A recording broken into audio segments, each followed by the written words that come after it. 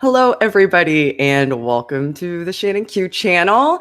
We have a really special guest today, and along with Paulogia, who Is it me? Oh, and Paul.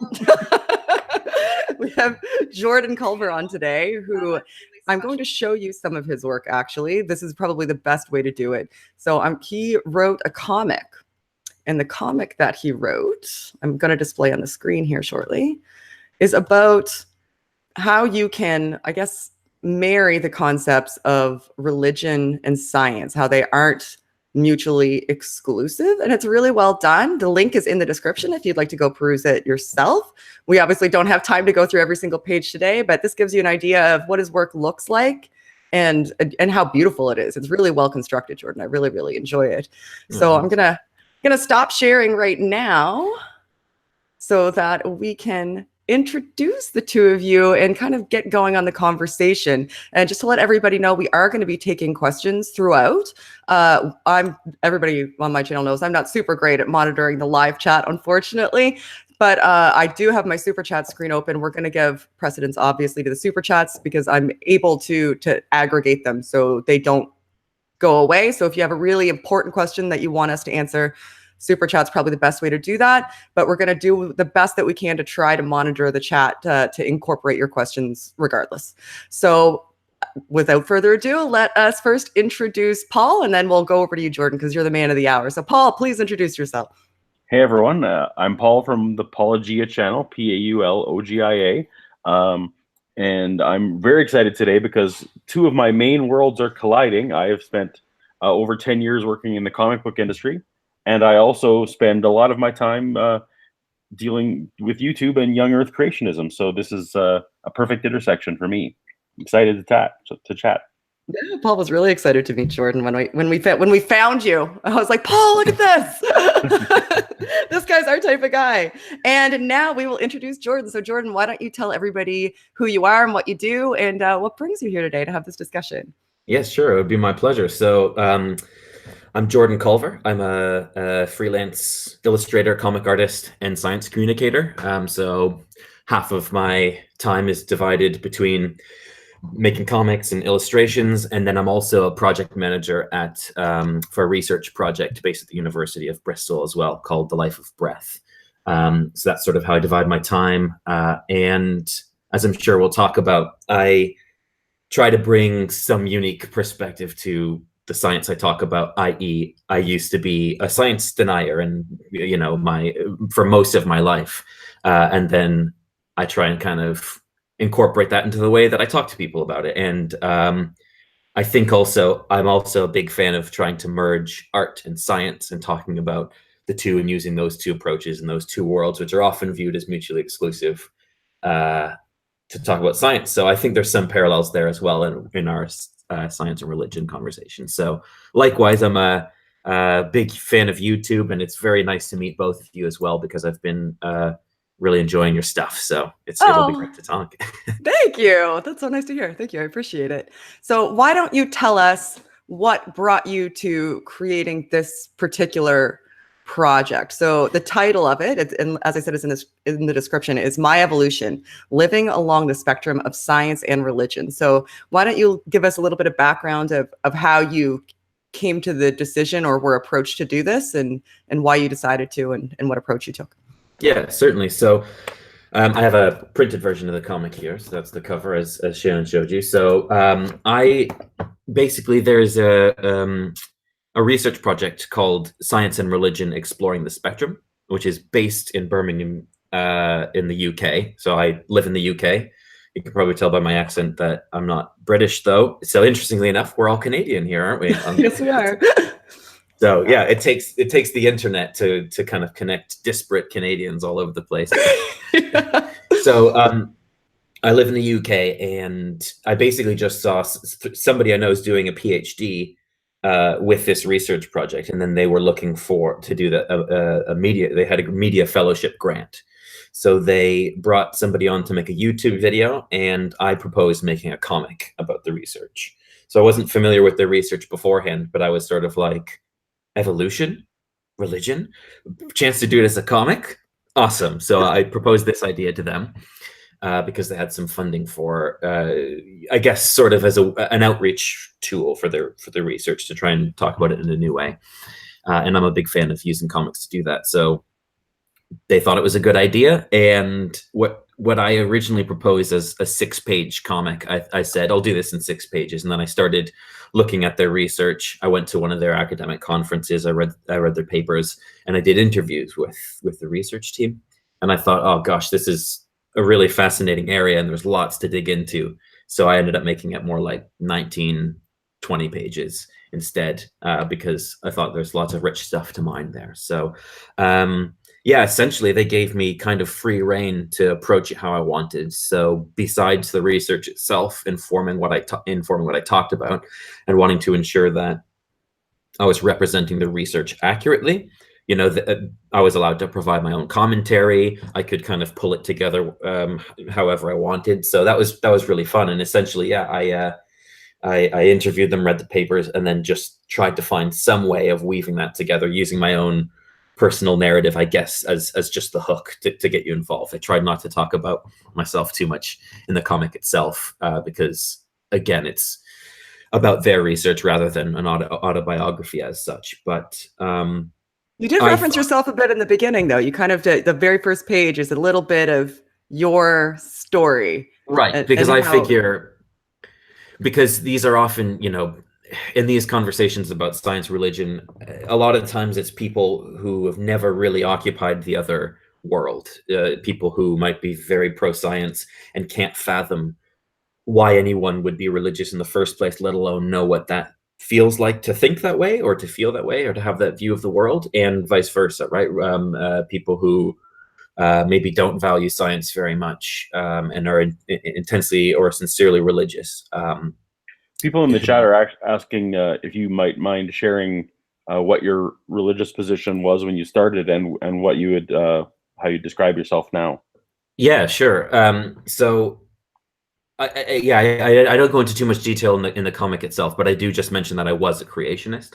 So my background for my entire life is raised in a Christian home, a Protestant Baptist tradition, and then because of friends I made and kind of role models and youth pastors and pastors that I started to really respect and admire, they were from the sort of a Reformed Protestant Calvinist tradition. So for most of my life, I sort of was deeply a strong believer in Calvinist Protestant Christianity. So for those who don't know might not be familiar with Calvinism, it's kind of John Calvin was part of the Protestant Reformation after Martin Luther, and he was a strong advocate for, well, he had some crazy political views, but that aside, essentially the complete sovereignty of God, God's authority over all things, and predestination as well, so that everything is decreed by God and happens by God,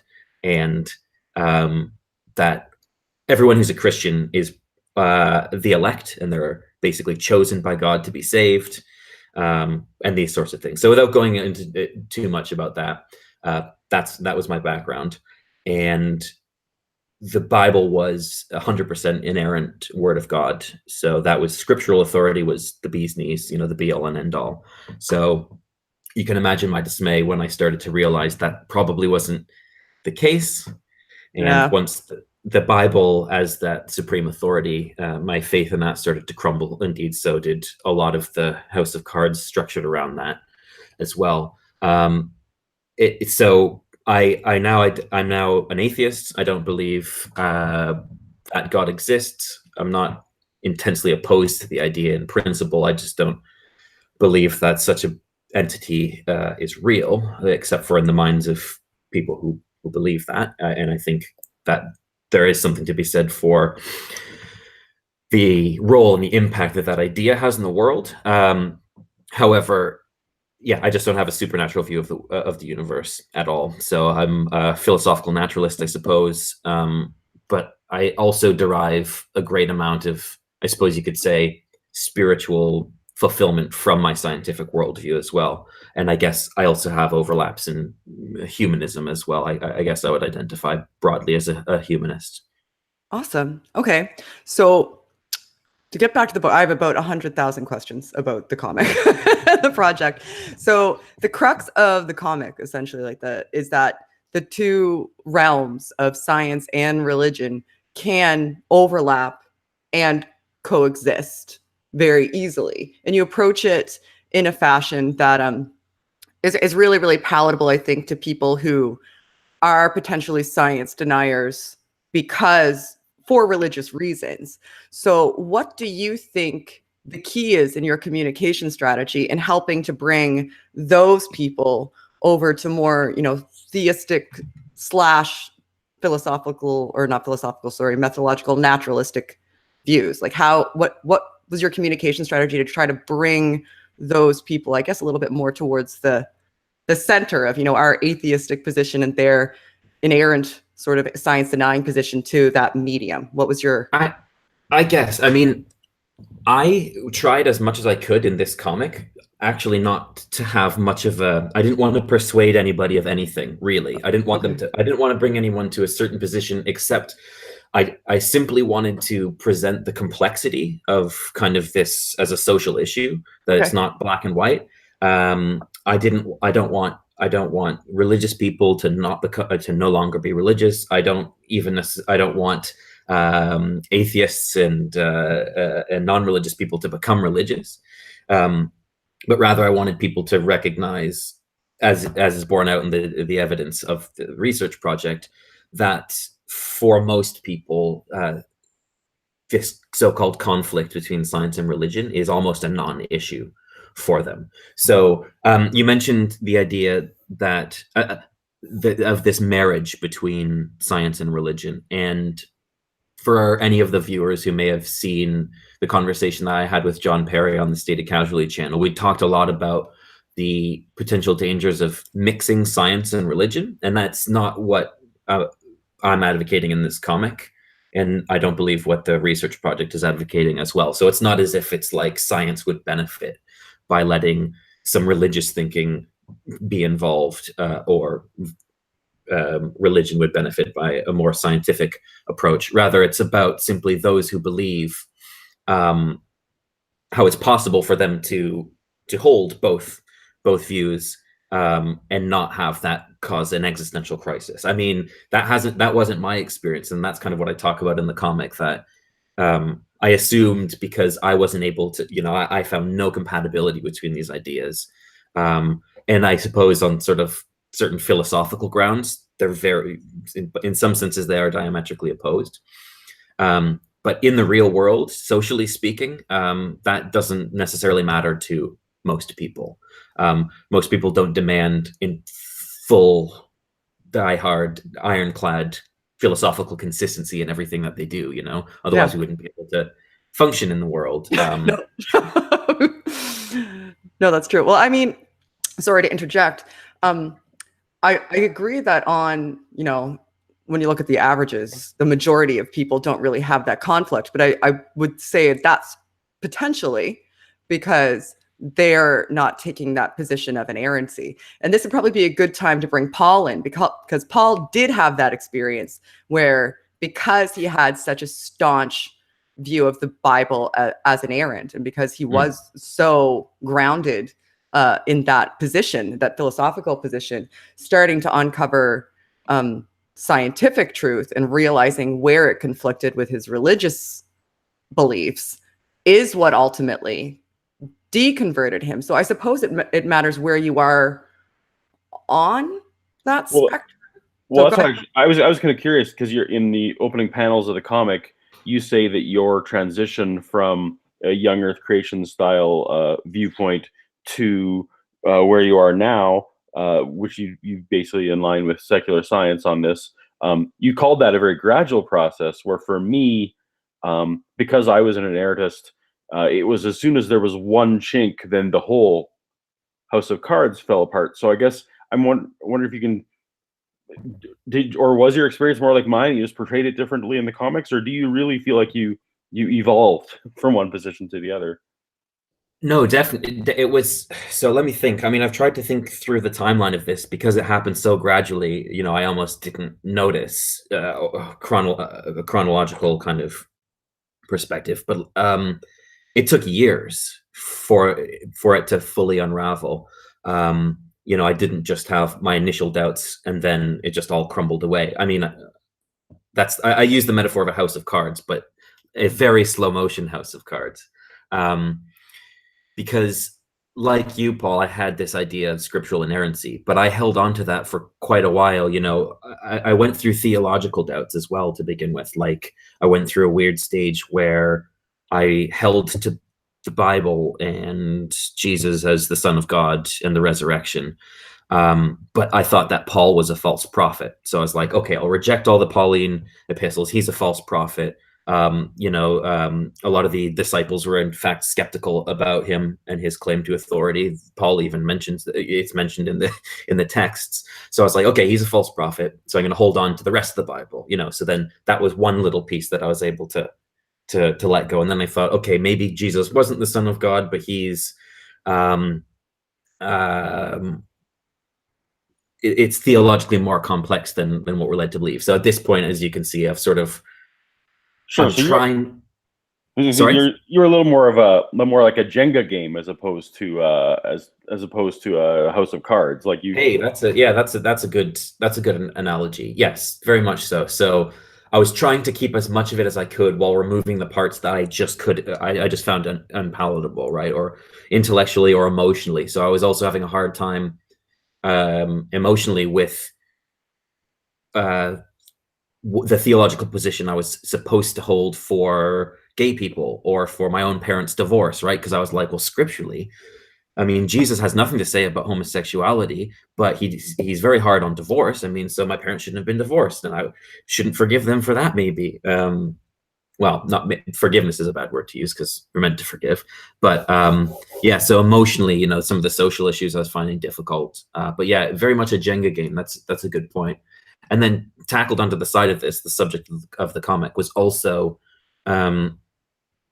evolution and scientific understanding. At that time, I was starting to really learn a lot more about science and the way it worked, because up until my entire life, I had been presented a view of science and evolution in particular that was very misrepresentative of how it works.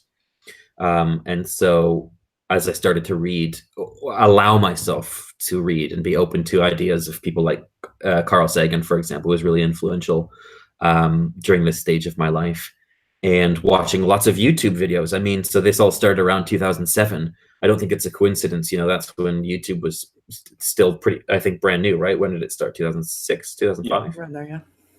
Yeah, and then so I just started to find people talking about these things that I was really passionate and interested in, but they had a different viewpoint than I did. And, just sort of staying up really late at night, on my laptop, sneaking, and, my pornography was, Christopher Hitchens debates. Exactly. Yeah. Me too. I've been there. Yeah. So yeah, and just allowing myself to have those doubts, and then realizing internally, yeah, I think that this is probably more convincing. But what was really hard was I didn't want that to be the case, right? I wanted to continue to believe, but I couldn't because I didn't. So yeah, what can you do? Like, our stories are the same there, for sure. Exactly. Like if there's a position you're supposed to believe and you just don't believe it because you no longer find it convincing, because I've been presented with contrary explanations, counter evidence, and so on that I find more convincing, like, what can you do? Except stifle that. And I wasn't prepared to do that. So yeah, I think that's a lot of people's story. I call it involuntary deconversion. That's the way I describe it to myself. I tried and grasped at everything that I could and tried to justify and asked questions to the people I was supposed to ask questions to, and nobody could give me satisfactory answers. And it came to the point that I had to either be honest with myself that I'm pretending to believe because I feel like it's what I'm supposed to do, or I can be honest with myself and just, right, admit that I don't. Yeah, no, and you said some really good things on your videos as well about that experience, about how, a lot of it, we didn't ask for this. It's just sort of it's sort of been foisted on us, and then it's a matter of conscience, right? Like I sort of felt a weird inversion of Martin Luther saying, my conscience can allow me to, I can't deny God. Here I stand, I can do no other. But just in the opposite, I was like, my conscience won't allow me to remain a Christian. Like, I don't believe this stuff. I can't help it. Here I stand. But I just didn't have that level of bravery, because this was all internal. Like I told nobody this. And like you say, you look for advice from people that you respect and would want their opinion on. But what I found really frustrating is I could have that entire internal dialogue myself. Like I go, oh, I could ask this question to my pastor, my youth pastor. I know exactly what they'll say, because I believe ostensibly what they would tell me. So I'd be like, I would have those answers prepared, but I just didn't find them convincing. So why even bother asking them? Yeah.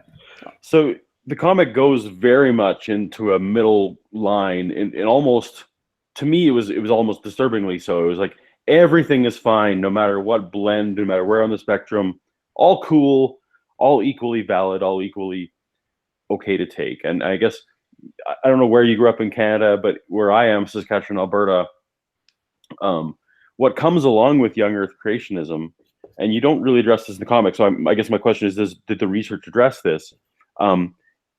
Because they have to hold to young Earth creationism, they have to actually indoctrinate people to say that science in general is bad. So what comes along with that is young Earth, anti-vax, climate change, like all of that stuff. Because they have to hold to young Earth, all that other stuff gets smuggled in and comes along because we can't trust science. Did the research touch on that at all? So that's a really good point, because again, one thing I should mention, the research that is done is based in the UK and in Canada. So that was another reason I was interested, because I was like, heck, I'm Canadian, you guys are Canadian, and I live in the UK. So I'm kind of experienced with both worlds. And what the research shows is that it's a very different picture, especially in the UK, than in the United States, where most of the research on science and religion in a social context has been done. What I would say, Paul, is that in the UK, basically the trend between Canada and the UK are the same in terms of like answers to, survey results and that kind of stuff, which are very different from the States. But the UK is basically much more moderate than Canada. And like you, the way we grew up, it's exactly as you describe. It was this kind of all this other anti-science stuff that comes in and sneaks in along with creationism. So it's not as if it's this isolated thing. What the research does find, however, is that appears to be an exception, where most of the time, let me see if I can just, it may not show up, but they've got an interesting set of data where I'm going to put this on the screen. Can you guys see that? Kind of. What page is it on? I can display it again. It's on page 1, 2, 3, 4, 5. It's got a picture of young Charles Darwin looking at middle-aged Charles Darwin. I think there's only one with a lot of bar chart. Yeah, it's the bar chart that I want to look at. There we go. It's frozen on the screen, so you can speak to it. They can see the comic, but not you right now.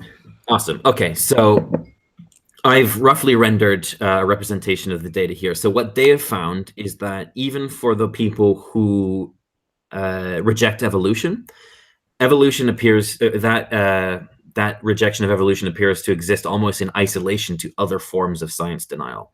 So overall, it's not denying the fact that people do hold these outright anti-science views, but that is a small proportion of the people who are creationists. Other people who are creationists, they're generally fine with the rest of science. They may have less trust in it than say a non-religious person, but overall they're not throwing the baby out with the bathwater. Now, as you say, that has not been my experience. No Christian that I know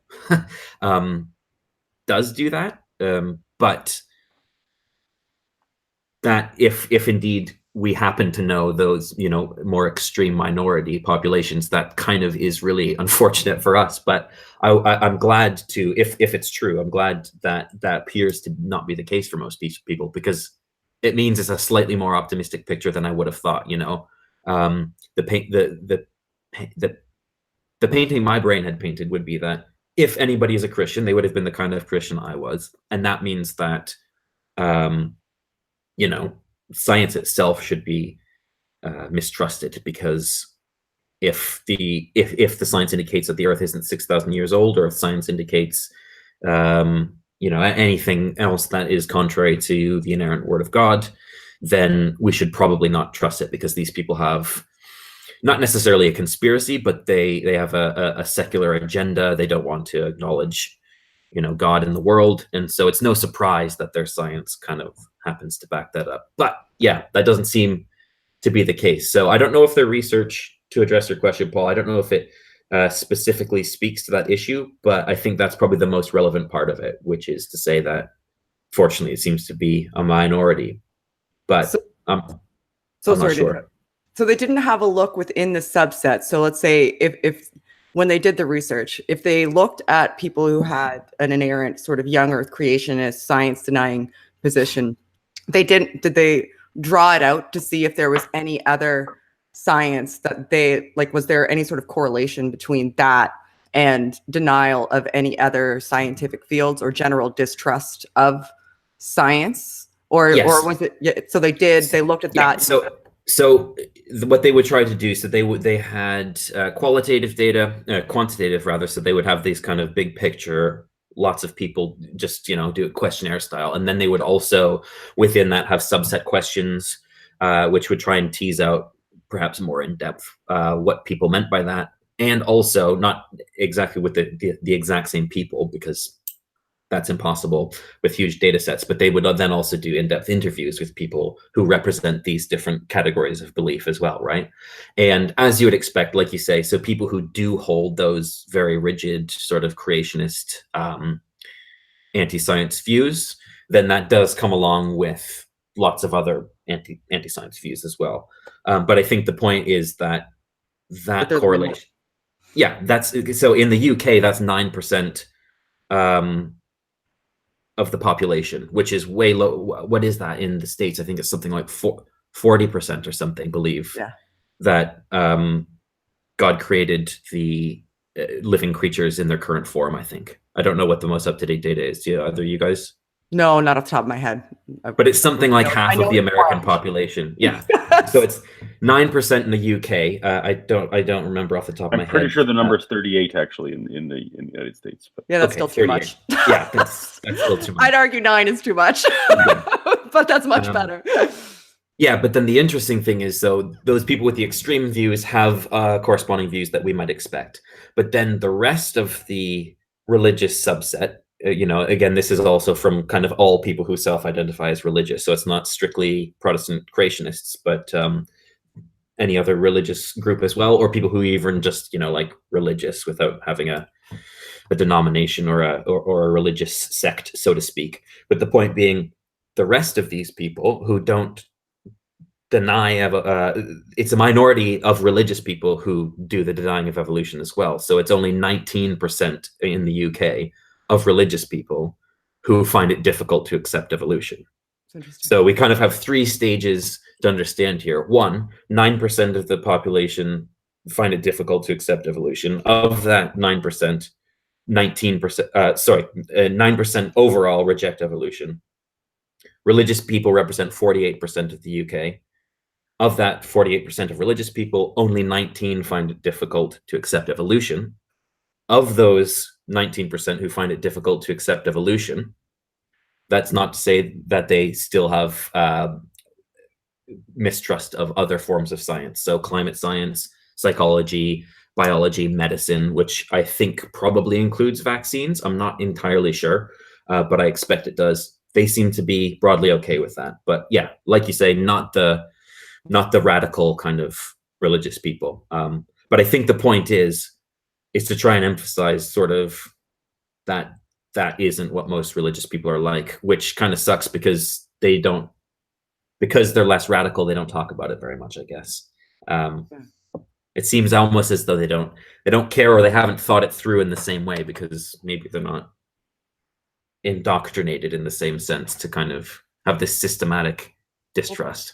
People like to go with their teams, right? So I've heard many times, and it infuriates me when I hear it because I know it's not the case, that these people won't change their mind, or they're dumb, or any sort of they're spoken down to and about, because people don't realize that it's a position that can change easily through conversations. It isn't always the case, but it has been the case on numerous occasions that it does. So I guess my question would be, and this would be interesting, did they do any sort of research about how the education system or the political climate or the overall sociological climate factors in? Because you do see that really brash difference between when you look at the United States and when you look at Canada and the UK. And Canada and the UK are very secular societies, and the United States is, I suppose, but arguably clearly not as much. So did they do any sort of comparisons, or were they just focusing on Canada and the UK? Because it would be interesting to know why. No, so I don't know if they, I'm not sure if they did formal comparisons with America. They were kind of, basically there had not been very much research at all exclusively to Canada and the UK. So it was essentially just like, they were almost approaching it as a control, because most of the research, if it's just based in the States, and you have this focus group that you just keep returning to, i.e. the States, and you go, this is what religious people think about. And you just go, okay, well, let's just check in somewhere else. Canada seems like a good place to start because they're just north of the border, a lot of cultural similarities with the United States. So we'll use them. And also the UK, which has lots of cultural similarities with Canada as well, but further afield than America. And yeah, I guess it just shows that they're more different than you'd expect. So maybe it's not the best idea to kind of just judge the social situation on the States alone. And that's, I found, what is hard to get across is because it's almost, people are going, yeah, but then look at the political situation in the States. And it's like, yes, of course, that's true. But it's slightly different. It is different in the UK. And for now, it's different in Canada as well. There just isn't, I'm not sure, at least on the public stage in Canada, maybe politics has changed in the 10 years since I've lived in the UK, but there just doesn't seem to be the same kind of religious pressure on politicians to I guess toe the line about, gosh, I don't know, things about evolution being taught in schools. When the heck was the last time that was a political issue in Canada? I can not in my consciousness since I can remember. This year in Alberta. Oh, really? Alberta. Okay. This year, 2018. So yeah. The Texas of Canada. Correct. Yes. Sorry, Albertans. All right, Paul wants to geek out about comic stuff. He's been dying, so I'm gonna let him go. Go, Paul. Oh yeah. Well, so I guess I'm fascinated just by the whole idea of using comics as a strategy for science communication. It makes obviously a lot of sense because it's a very accessible format for certain age groups in particular. I mean, I know I've worked in the comic industry a long time, it's diamond in comicsology. That's kind of where you put things. Now that the project is done, what's the distribution goal? How do you get it to people? Like, is this going to schools? Are you counting on people reading it online? Like, where does it go once you're done with it?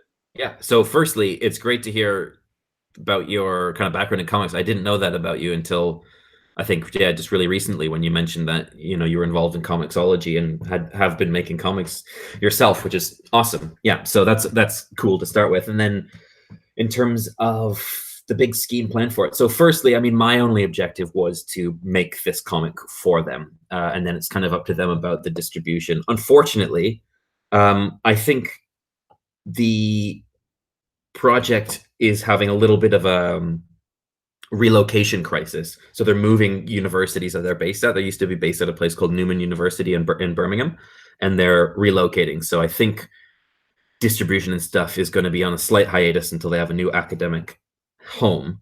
But yeah, their goal, their grand scheme is to try and get this as a resource as part of perhaps as a program or a series of workshops in schools, which would be really good. There's a subject here in the UK called RE, religious education, which used to be, because as you say, Shannon, it's more secular here in the UK, but technically it's, you know, it's a Church of England is the head of, it's a Christian country. There is there's no formal separation of church and state. Right. The Queen is both the head of state and the church. So it's weird that in a country that's, you know, constitutionally Christian, it's actually practiced secular than a country like the States, which has a formal separation of church and state. So that's kind of funny.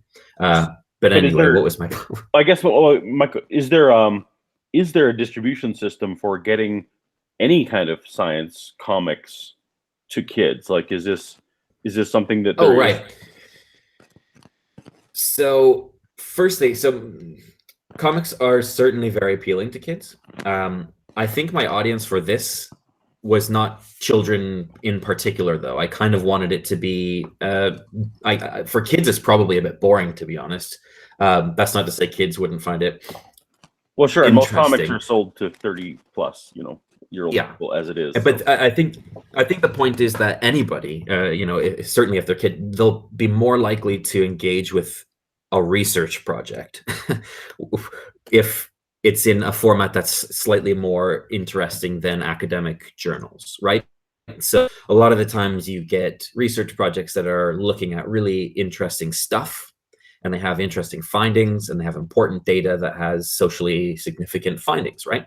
But besides going to academic conferences, besides maybe giving some public lectures and having the people, you know, members of the public who are probably more intellectually minded to begin with coming to those, how else can you get people interested in what might otherwise seem like a boring topics? So I think comics in general are a good way to do that, right? Because you already have people who are interested in comics to begin with, and if you are not interested maybe in the subject of science and religion, but you do like comics, I think you'd probably be more likely to pick this book up and learn something about the subject.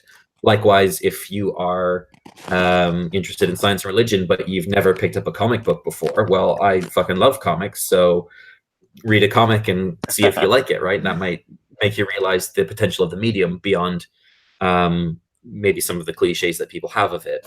Superheroes are great. I love superhero comics, but that is one genre of comics. You know, that would be like thinking all movies were just Westerns when there's the whole medium of film, right? So there's lots more that comics can do. So yeah, I kind of have a two-pronged interest in this. Whereas I did my science communication master's in. Sorry, Paul, I think your microphone or somebody's microphone might be. It was Paul. Keep going, Jordan. Sorry. Okay, cool. Yeah, I just didn't know if I was sitting on something. No. Sorry. Yeah, so I looked at science comics for my my dissertation, right? Because I'm really interested in exactly your point, Paul. What is the, you know, how can comics be used to do science communication? And I did lots of interviews with people who were making science comics. And in the past 10 years, there's been a big boom in this. You know, there's lots of comics about scientists, sort of biographical books, and about science subjects that have been coming out, and they're really awesome. So I was trying to find out who are making these, why are they making them, why did they choose to do it in comic format? But with the exception of that, you know, I thought with this in particular, we did get a bunch printed. Those are distributed for free to people who request them. Oh. Although I think right now there might be, I have some that I can ship to people. I can tell you how to get a hold of it maybe towards the end, but and then otherwise comics are also really easy to read online. I mean, you can just download them as a PDF or read them on the website. So I thought it's a little more accessible even in some ways than YouTube, or not YouTube in particular, but videos, because you need to have headphones and stuff for that. Comics are really low tech. You can just read a piece of paper. So awesome. Okay, I'm reading Paul's questions for him now. So have you had any interesting feedback regarding the comic or pushback, and what did you learn from the research? Good question. Thank you. So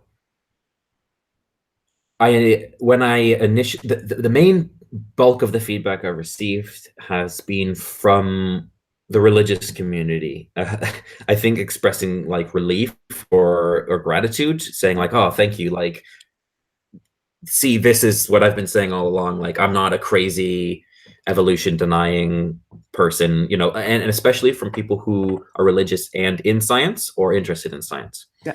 So that's been great, in a way, because I'm like, okay, cool, that's resonating with them. However, I didn't make this as a piece of Christian apologetics, right? I don't think that Christianity is true, or any other religion for that matter. So I was sort of like, right, but what about like the atheist community? What about the scientific community and stuff? Jerry Coyne wrote a very unnice blog post about it. Yeah. Okay. What did he say? So he basically, I'm not convinced that he. So I'm delighted to say that he thoroughly missed the point. So that's good. So all of his criticisms were basically not about what the comic talks about. It was what he thought I was trying to say, or the impetus he was reading into the comic for you. He was reading between the lines when he was making his criticism, as opposed to reading the actual text and taking it in context. Potentially, there's a couple of things. Number one, I think he immediately interpreted it as a piece of accommodationism, right? I.e., that I'm just you were saying, hey, be Christian. It doesn't contradict in any way with science. Right, yeah, okay. And that science should be nice to religion because, hey, it might be true, but like that's not what it's saying at all. It's actually not about the truth claims of religion, or whether or not it's actually valid to hold the philosophical view that you can be accept a scientific worldview and be religious. It's not about whether that's valid. It's just about the fact that, hey, people do this, and it doesn't mean that they reject science in the way that a lot of people might think. So he thought that it was essentially arguing for accommodationism, which I'm not convinced that it is, although maybe by some accounts you could find that out. But the other thing is that the research project is partly funded by a group called the Templeton Trust, which I didn't know too much about beforehand, but I was vaguely aware that there was some controversy around it because it's essentially a religious funding body that gives grants to people who want to do research along religious themes, right? So your work was imbued with the baggage that people affiliate with them, right? And so him in particular, Jerry Coyne, has a huge bone to pick with that organization. So he essentially was like, if this is funded in any way by that project, then it's secretly trying to infiltrate science with religion. As sort of like, just trying to get intelligent design into schools or whatever. I think he just kind of was blinded by that association and then didn't actually engage with what the comic was trying to argue, or indeed what their research presents. Because, hey, if you think my comic was maybe not the best presentation of the information, or if you disagree with my commentary, that's one thing. But I think, there's a lot of data that the research projects puts forth that you'll essentially have to deny, or, at least go through the effort to pick apart their methodology or something, right? But yeah, that certainly wasn't the case. So there was some backlash, from Coyne and his fellow Coynians. So it should be. I mean, I really like Jerry Coyne. I've got his book, Why Evolution is True, and I think it's like a fantastic takedown of a lot of creationist bullcrap about why they propose that evolution isn't true. And I would recommend that to anybody who is a creationist. It's a really great book, and he's a brilliant scientist, but he does have a mean streak when it comes to religious people. There maybe is a slight difference in approach there, but yeah. And then certainly, that is to say, anyone who commented on his blog posts didn't seem to read the comic. They only were commenting on what he had thought I was saying. So yeah, that was my answer to the question of has there been pushback, but it's been mostly positive from religious people, but hopefully for the right reasons. Hopefully they don't think that I'm validating their beliefs. I'm just saying, like, it's more complicated. But you're just saying that the research and statistics show that people are capable of holding a belief in religion and also accepting what they would refer to as, I guess, secular science. That's right. Yeah, and then not really passing judgment on that, because it's not my place to say whether that's good or bad or right or wrong. I tried not to let that. How dare you bleed not into polarize people? We're only supposed Right. to polarize people. Don't you Exactly. know what game you're on? Yeah, I mean, You're I was doing really atheism completely wrong. doing it wrong. I know. I worry. Yeah, maybe my atheist street cred has been kind of tarnished a little bit because, like you say, right on the outset, I try and How dare you present the facts without imbuing them with your own individual perspective? Oh God! You know what? Get Those off my damn channel. Yeah. Well, yeah. So okay. So essentially, he was making an assumption because he's got a preconception about this Templeton Foundation, which I unfortunately I don't know a lot about to speak towards their credibility. But you weren't dealing directly with them. They happened to be funding this project that you got. Oh man, I wasn't dealing with them at all. So my main contact at the project, he didn't even have contact with them. So for anybody who's familiar with like academic research funding, it's from what I can tell, ostensibly it's the same as any other research funding body. So you apply for the grant, you get the grant, they give you the money, and then beyond that, they don't, it's pretty hands off. You have the money, you do the research, they help make sure that you meet your research targets, that you do the publications you set out to do. But it's not like they're guiding your conclusions and forcing you to say certain things, or like they're going to censor you if you don't say things that they like. Right. So it's not as if there's some conspiracy because it's funded by these people. And he said, yeah, they were sort of model funders and very hands off, and he didn't really have any contact with them. So that's one step from the research. And then certainly myself, I had zero contact with them. I don't even know if they've read the book, right? Like, have they read the comic? Is that what they wanted the research to be funding? So it's not as if like I have filthy religious money in my pocket and I'm like, they were giving me some propaganda, like, make sure that you say that it's okay to be religious so that atheists get annoyed. We want to see how triggered we can get Jerry Coyne. Come on. Yeah, no, and in a way, I knew that Jerry Coyne, he's written a book called Faith versus Fact, where he, I think, successfully presents the case that faith and the scientific method are completely incompatible, right? They're different ways of knowing. One's better than the other. One produces actual knowledge and one produces, I don't know, belief in things that you can't prove, right? So I think he's right to make that case that they are different ways of knowing and that they're incompatible in that sense. I think he's wrong to deny that people may not demand full philosophical continuity in their belief systems. As I said earlier, it just seems most people don't do that. They are comfortable with not even cognitive dissonance. So this is a point I wanted to make. So the other assumption is that there's cognitive dissonance. And Paul, you've mentioned how you had it. I certainly had cognitive dissonance. And the only way I could find to resolve that was to drop one or the other, right? I think what a lot of people do is they say, hey, this science conflicts with my religious belief. I care more about this religious belief than that science. I'm going to ditch the science. I did that for a while. Eventually, there was enough of the science where I was like, shit, I just can't keep doing that. And then the only way I could move forward was to let the religion go and my dearly, deeply held beliefs and everything that came along with that.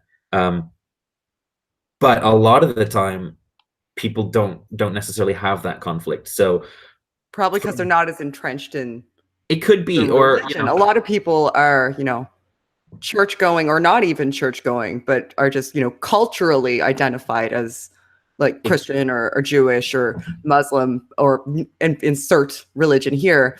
Yeah. But they don't even themselves take a lot of time to really look at in depth and delve into the tenets of their faith and most Christians I know haven't actually read the Bible. Oh, yeah.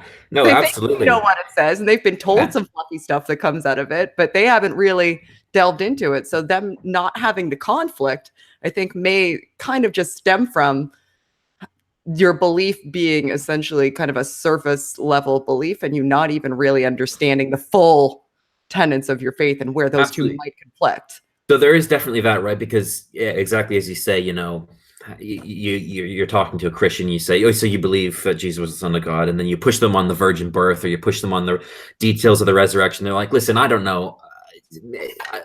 I don't know. Maybe Mary wasn't a virgin, but I don't know. It doesn't really matter. Like I believe, you know, broadly. So yeah, they haven't really fully thought through the, you know, the whys and wherefores of every piece of info. So there's definitely that, the surface level. But then I think there's also just different kinds of belief where, you know, you'll talk to people where what they care about their beliefs isn't the kind of the existential and the philosophical and the theological. It's, you know, that it motivates them to be kind to their neighbor, and it gives them a sense of community and camaraderie, and it gives them ritual and kind of meaning to their daily lives and important kind of social occasions and stuff like that. Right. And So it's they like the sociocultural culture. mores. Exactly. Yeah. More like, so than the faith. and that's certainly, I think I've noticed that firsthand here in the UK. Like the Church of England is a very toothless denomination. Like it's what I would have called when I was a Christian, very watered down, right? Like it doesn't really have much theological kind of strength to a lot of it. They don't really care about a lot of stuff. I've got a book here called Christian Atheists, and it's about how there's a lot of people in the Church of England who they don't believe any of it, but they love to be in the choir, and they find the spirituality kind of in a secular framework to be not worth sacrificing. They want to be a part of the church. They want to be part of that community and that framework, I guess, without actually believing any of the trappings, which I find, I'm like, that's so odd to me. I could never do that. But that kind of, I guess, segues into another point, which is that religious or non-religious, a lot of the time for most people, how you identify is less about necessarily even what you believe, and it's more about that community that you're a part of, or like you said, the team, right? We want to be part of a group, and it's that group thinking that comes along with, well, how do I identify myself? Who do I identify with? And, you know, we do this as atheists and being part of an atheist community. And then what does it mean to be an atheist? And that's a lot more tenuous, certainly, than it is within religion. But people's beliefs, I think a lot of the time, they look into this. There's atheists who are very involved or very strongly self-identifying as atheists, but don't really know much about evolution, really, in the same way you're describing people not knowing much about their own Christian beliefs, but they identify as a Christian. Turns out, shit, we do this too, right? You know, I know it's important to believe in evolution, so of course I believe in evolution because I'm not a stupid religious person. But like their idea of evolution is only what they were taught in primary school, and that might have been taught by probably a creationist teacher. So, you know, they don't really know much about it. So, you know, we're all kind of victims to that sort of those tribalist tendencies. But that is why most people believe what they believe anyway, right? It's because we want to fit in. We find, you know, you talk to most Christians, they're Christian because their family were Christians. Everyone they know is a Christian. My friends, my family, my pastor, everybody in my entire social network, they were all Christians. So like, what was I going to do? Was I going to grow up thinking, no, this is all a bunch of hogwash? That would be nice. I mean, Christopher Hitchens, Aaron Ra, they seem to have thought their whole life that it was obvious baloney, but you know, I bought the whole thing, hook, line, and sinker. And part of that's because of the world you live in, and you want to be part of this, right? No, this is great. Let's join in. Yeah. No, I completely agree. So now I don't know if the chat has any questions. I haven't been doing a really good job of looking. There's one, but I'm going to throw in my own fun fact first. It's actually writing a comic that made me an atheist. I was writing a comic named Neozoic, which was set in a world where dinosaurs didn't go extinct. And for that comic, I had to research, because I couldn't just bring my young Earth creationist view to it. I had to go research what these crazy evolutionists thought so that I could sell more comics and put in some of the dates. And yeah, it just dawned on me that yes, comics started this whole journey for me. So they are good tools. They can be good tools. We have a super chat first. Oh yeah, okay. Yeah. From Stated Clearly. Oh, thanks, John. Jordan, have you noticed a moral shift in yourself since leaving your religion?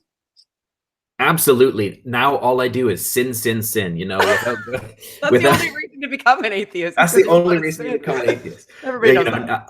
I became an atheist because I wanted to live a wanton and immoral lifestyle, and you know, just fornicate and take hard drugs, and As you do. yeah, no, of course not.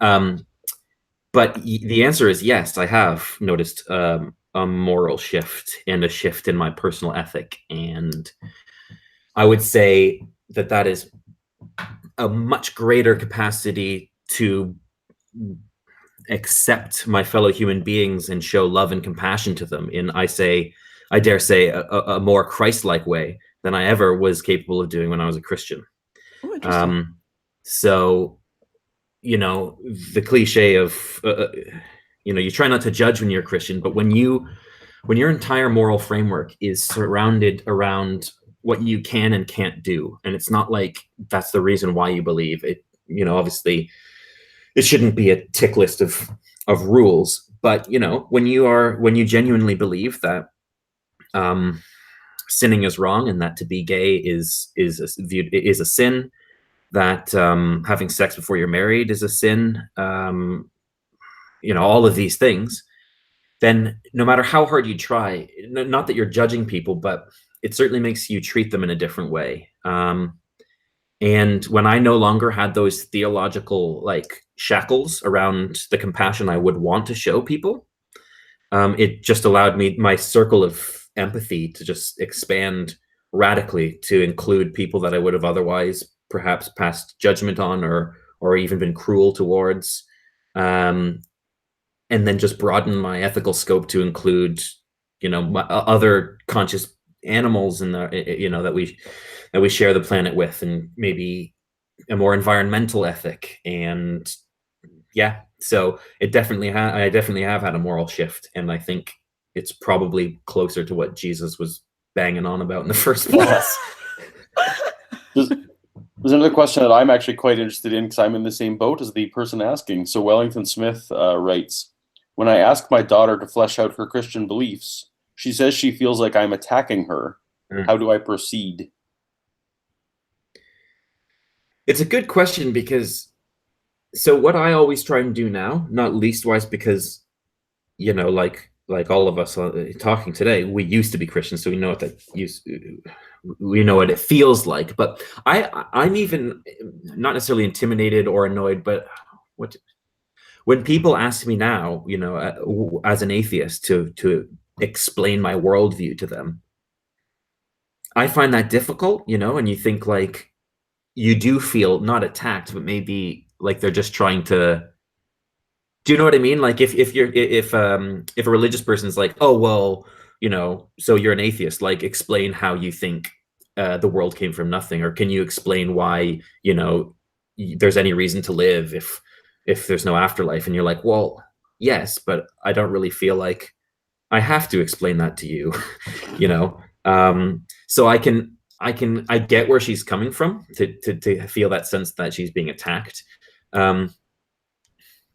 But I think it behooves you to explain yourself sometimes. Yeah, a soft approach is good too.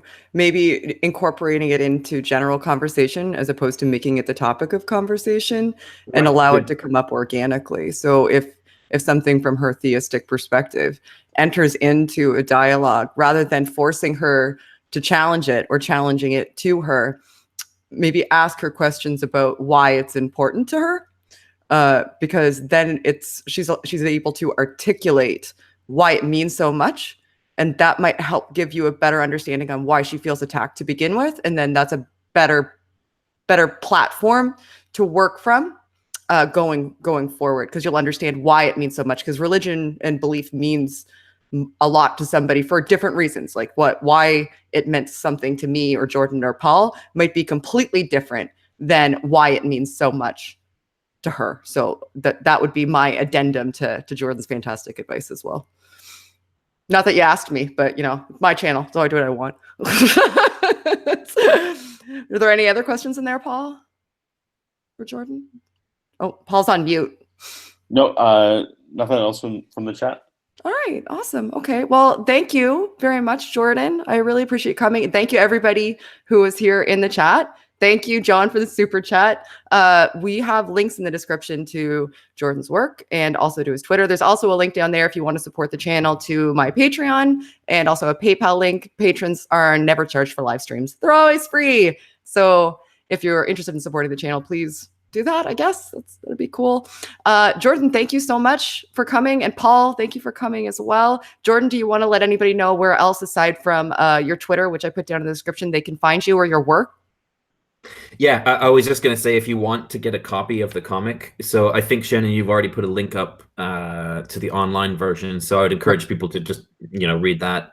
I did kind of intend it to be in print because it feels a bit long, kind of just scrolling through it on the screen. But if I can send you a print copy. So if you're on Twitter, then message me there.